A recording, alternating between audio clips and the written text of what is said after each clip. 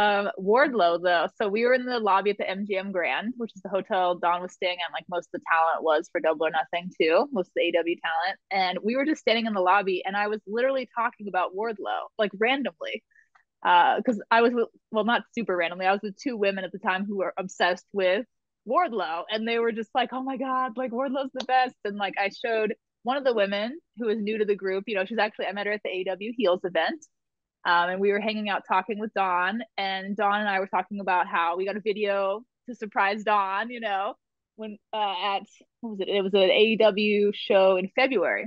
So Dad 316 and I surprised Dawn by filming Wardlow, while Dawn was on like a live with us. And she just freaked out, of course, because that's her man, Dawn's man.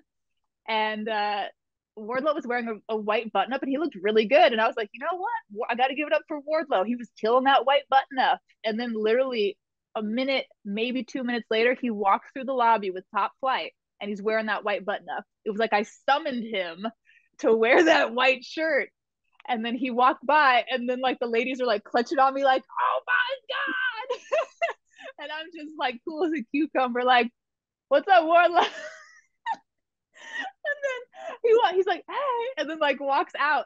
And then I was like, all right, if he walks back in, I'm just gonna ask the ladies for a picture, or like to get a picture with the ladies. And they're like, "Oh my god, could you?" And then he literally walked in a minute after I said that and was walking back, and I was like, "Wait, Wardlow, like, can I flag you down for a photo?" And he like waved goodbye to Top Flight, and then turned back around. Like we weren't sure whether he was like gonna kind of play it off like I don't hear you because I'm in a hurry, or but then he turned Mhm. around and was like, "Yeah."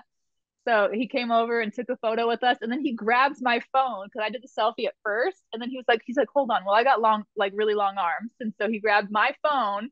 So as a joke, I was messing with Don the whole night. I was like, "Wardlow touched my phone, Don. Wardlow touched my phone." And then Wardlow got a way better selfie than me. He's good at those angles.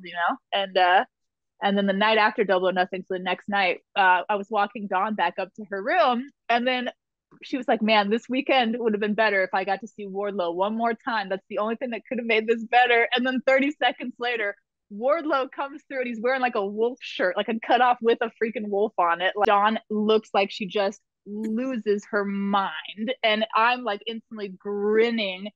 And then we're trying to hurry up so Wardlow doesn't get stopped by too many people. And then Dawn's like, "I don't need a photo." And I was like, "Dawn, you got to get a photo. Wardlow's here." And then she's like, "I got to get a photo." She turns around and gets a photo with Wardlow. And it's just like she's got the biggest grin on her face. And like, I don't know. It was just the perfect cherry on top to a really fun weekend. And then actually after that, me, Ryan, and a friend of mine walked by because we actually saw one of the guns walking through MGM Grand. So we were like, "Oh, I wonder where he's going." So we weren't following him. That sounds bad now that I'm saying this story out loud, but we Follow just that gun. follow that gun. And so he was just walking through, and we kind of popped our head over to see where he was at. And he was walking into a bar in the MGM Grand. And then inside the bar was Orange Cassidy, Chris Jericho, Wheeler Yuta. Who else was there?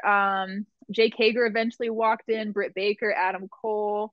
It was like everybody. Oh, Ruby Soho as well, who I adore. Yeah, Mhm. they were all in there. And oh my God, it was crazy. And so we were hanging out next to the bar, trying not to be creepy. And then Tony Khan walks in after that, and they're all just hanging out. Jericho's like giving Orange Cassidy like a pep talk by the bar, it kind of looked like, but I wasn't trying to like listen in. And it was just like one of those moments that, like, as a wrestling fan, felt so special just to see. And like, obviously, we were being respectful. We don't take any Yeah. photos or do anything, but it's just like a moment that lives rent free in my head now of just like, I can't believe that this was the weekend. This is my life. This is the coolest thing. I'm sure it was also one of those moments like maybe if we don't like cause a commotion, they won't kick us out. I know. Exactly. And then what's funny is some guy next to us that we didn't know pulled out his phone and started recording. And then AW security almost like karate chopped this man because they were like, "Listen, they're like, if Chris Jericho sees your phone, he's going to break it. So put it away before he does." And I was like, "Ooh."